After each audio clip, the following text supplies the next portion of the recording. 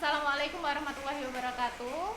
Perkenalkan, nama saya Iyam Harohana Lailatul Latifah sebagai perwakilan sarana dan prasarana, dan di samping Saya Desi Uli Ilmi, yaitu guru yang mengampu mata pelajaran IPA. pada kesempatan kali ini saya akan mewawancarai Ibu Desi. Baik, langsung ke pertanyaan yang pertama. Apakah Anda menggunakan modul untuk mendukung praktek di laboratorium madrasah? Selalu menggunakan Bu, dan dalam pembuatan modul itu sendiri saya akan berdiskusi dengan guru IPA lainnya sebelum itu dicetak dan diedarkan kepada peserta didik, karena untuk setiap materi praktikum itu harus mengarah ke discovery learning. Baik. Pertanyaan yang kedua, apakah modul itu efektif untuk proses praktek di laboratorium? Tidak selalu efektif karena setiap kelas itu kan memiliki karakteristik yang berbeda-beda. Ada yang ramai, ada yang terlalu aktif, ada juga yang terlalu pasif. Jadi untuk siswa yang memiliki perbedaan itu, nanti kita dari pihak guru akan memberikan instruksi yang lebih detail.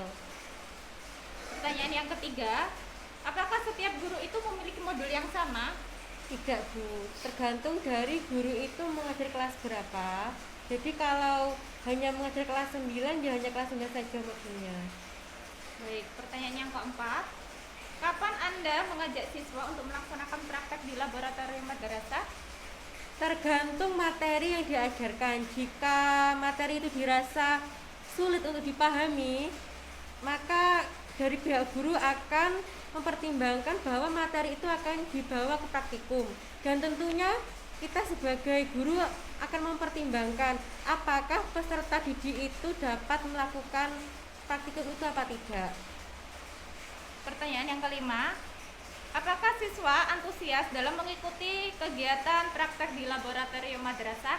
80% siswa lebih antusias ketika praktikum. Karena apa?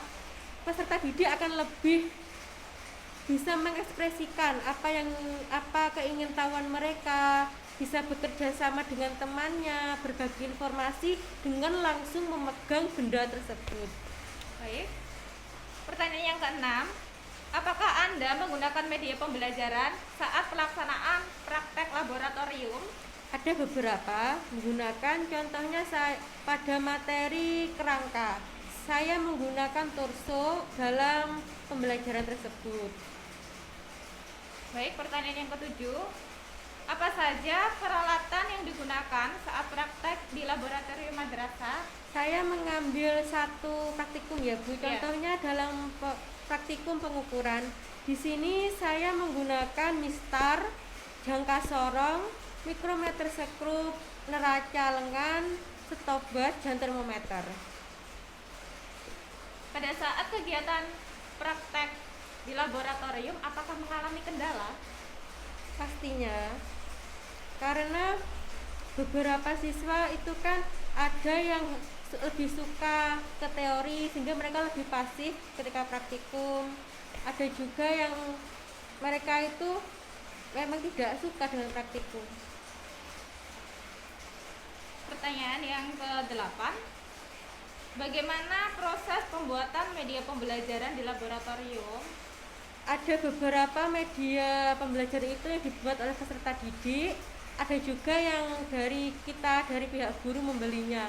Untuk media pembelajaran yang dari peserta didik itu, contohnya yaitu kita meminta peserta didik untuk mempraktekkan organ-organ sel, bagian-bagian sel, dan selain itu juga kita sering meminta peserta didik untuk melakukan herbarium. Untuk pertanyaan yang ke-9, apakah ada kendala dalam pembuatan media pembelajaran laboratorium di madrasah? Tentunya ada, kan seperti kita ketahui bahwa 70% peserta didik di MTS Kalijogo adalah siswa santri yang memiliki batas waktu untuk keluar pondok pesantren, sehingga mereka itu kesulitan dalam mendapatkan bahan, dan ada beberapa siswa juga yang kekurangan motivasi dalam mengerjakan tugas. Kan siswa kan beda-beda, ada yang suka praktikum, ada yang suka yang teori saja. Baik, pertanyaan yang ke-10, bagaimana pemeliharaan alat laboratorium? Apakah setiap alat itu memiliki perawatan khusus apa sama saja ya? Contohnya saya mengambil mikroskop. Ya. Mikroskop itu tidak bisa diletakkan di lemari kayu karena nanti bisa lembab. Terus untuk kacanya itu untuk lensanya maaf itu tidak boleh keangkat, harus turun gitu. Dan untuk senyawa murni atau senyawa utama itu tidak bisa dicampurkan dengan larutan-larutan lainnya, jadi diistimewakan. Terus ada juga ketika rangkaian listrik ketika sudah digunakan itu harus dilepas dari bagian-bagian semuanya itu. Kemudian ada medan magnet, itu tidak boleh didekatkan dengan alat elektronik, nanti bisa rusak. Baik. Pertanyaan yang ke-11, apakah di laboratorium itu ada petugasnya khusus yang merawat alat-alat tersebut? Tentunya ada. Untuk pemeliharaan itu ada laboran dan teknisi yang nanti akan bertanggung jawab ke kepala laboratorium. Baik, ketika ada petugasnya, apakah siswa itu harus bisa mengetahui cara-cara merawat alat-alat laboratorium tersebut? Tentunya harus bisa, Bu, karena dalam perawatan dan pemeliharaan itu tidak hanya tanggung jawab dari guru IPA, laboran dan teknisi, tetapi juga tanggung jawab dari peserta didik. Karena apa? Nanti itu ketika ada yang rusak, ada yang hilang, nanti bisa langsung terdata dan nantinya tuh pihak laboran dan teknisi itu bisa langsung memperbaiki atau menggantinya dengan mengajukan proposal ke kepala lab. Ya. Pertanyaan yang ke-11, bagaimana pemeliharaan dan perbaikan ruang media laboratorium? Jika alat-alat tersebut itu rusak, Ya. jadi kan sudah saya katakan tadi, ketika peminjaman pasti nanti akan diberikan form peminjaman. Jadi ketika diberikan itu akan dicek apakah sudah sesuai dengan dipinjam. Ketika dikembalikan dicek juga apakah ada yang rusak, apakah ada yang hilang. Jadi ketika ada yang rusak langsung terdata dan diperbaiki. Kalau alat-alat tersebut mengalami kerusakan bagaimana? Nanti Untuk ada pihak memperbaikinya? teknisi. Jadi sebelum dibawa keluar, pihak teknisi itu pasti akan berusaha untuk memperbaikinya. Jika memang benar-benar tidak bisa, baru dibawa ke yang lebih ahli. Baik. Untuk proses pembelajaran itu pada saat tatap muka ya? Iya. Kalau kita pada saat mengalami pandemi COVID ini, bagaimana media pembelajaran agar bisa siswa itu menerima dan bisa melaksanakan kegiatan praktek laboratorium tapi di rumah? Itu bagaimana? Untuk saat ini saya pernah meminta peserta didik untuk melakukan praktikum senyawa larutan unsur. Di sini saya akan memberikan atau membagikan LKPD yang saya buat. Terus kemudian peserta didik itu akan saya pandu jika lewat grup.